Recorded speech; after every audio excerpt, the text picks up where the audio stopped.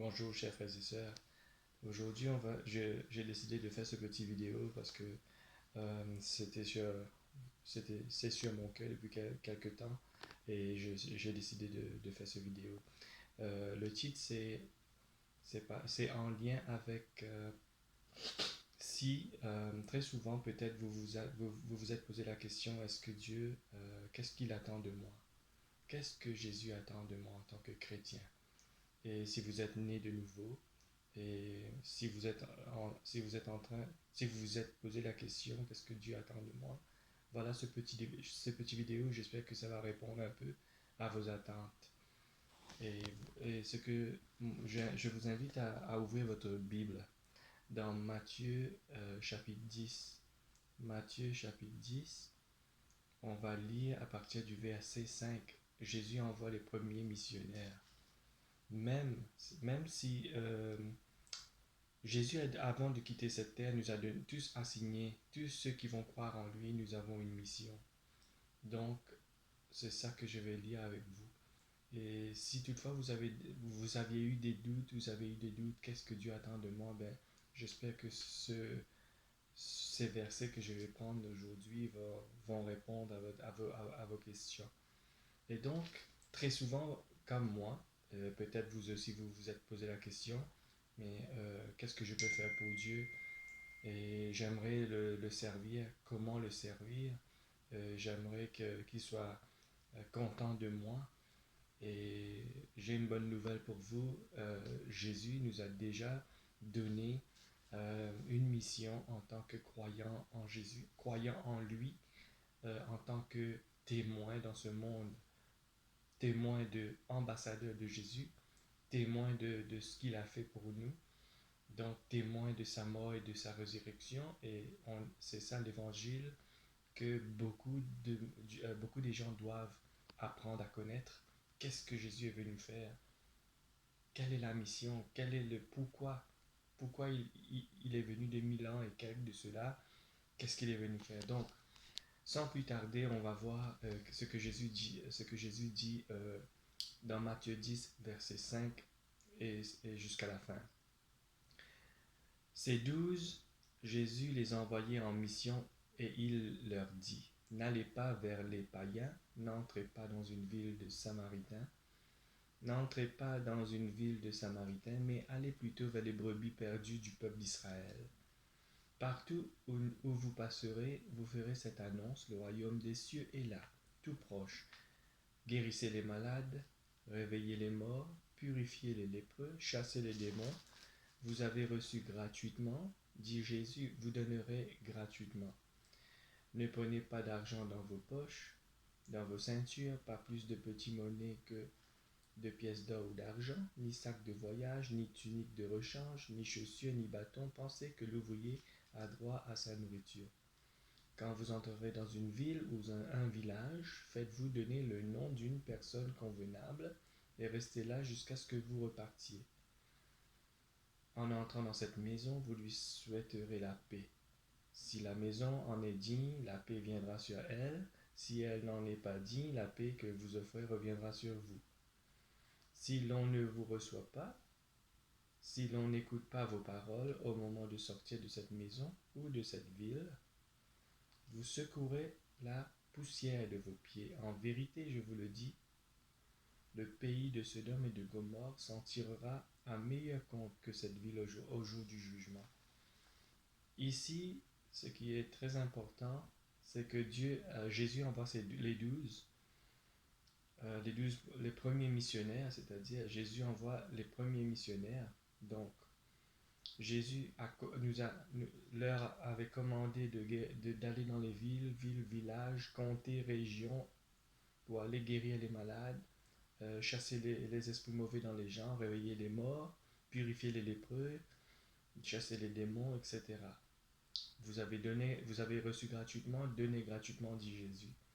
Tout comme nous, après les 12, Jésus avait envoyé aussi des 70, on va voir ça tantôt. Et après les 70, maintenant, nous, ça s'applique à nous directement. Parce que nous sommes fait baptiser en Jésus. Nous sommes nés de nouveau. Et la mission que Jésus avait donnée à ses disciples, à ses témoins, ça s'applique à nous directement aujourd'hui. On doit faire les gens connaître ce que est venu faire sur la terre. On doit évangéliser sa mort, sa résurrection. Qu'est-ce qu'on a à partir de la mort de Jésus?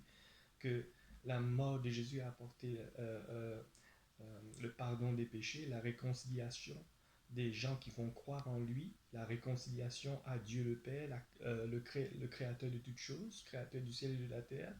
Donc, par sa mort, l'homme s'est réconcilié à Dieu. Donc, c'est ça l'alliance nouvelle et éternelle la nouvelle alliance que Jésus est venu instaurer.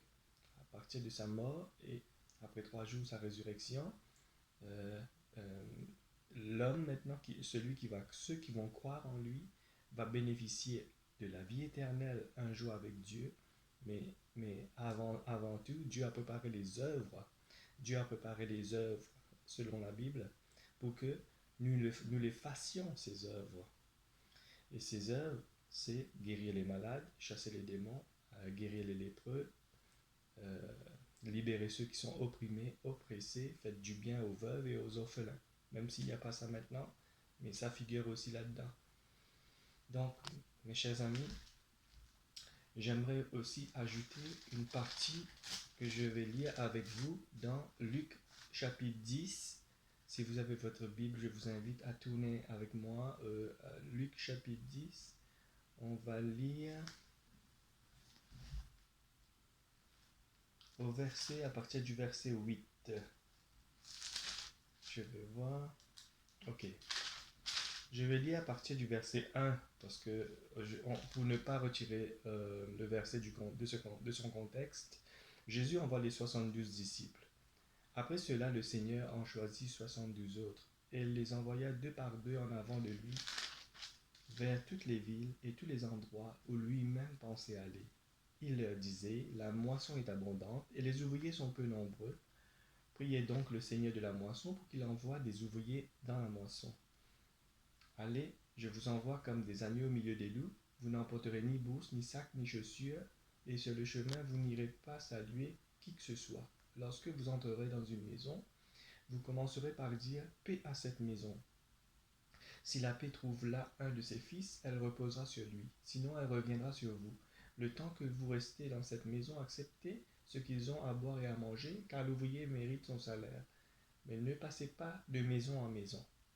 Maintenant, dans les villes où vous entrerez et où l'on vous reçoit, mangez ce que l'on vous sert, guérissez leurs malades et dites-leur le royaume de Dieu est maintenant tout proche de vous.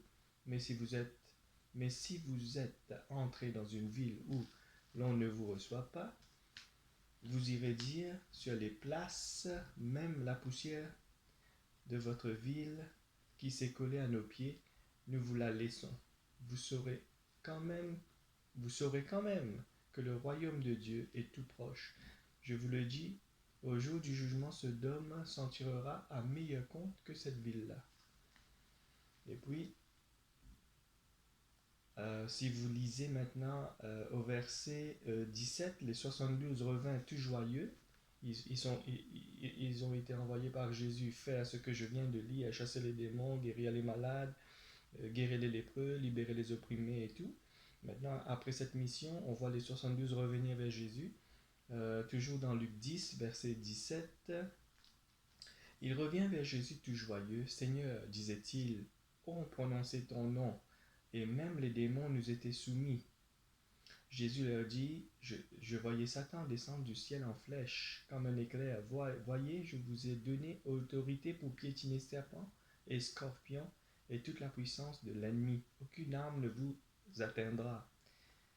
Mais s'il faut vous réjouir, ce n'est pas parce que les esprits vous sont soumis.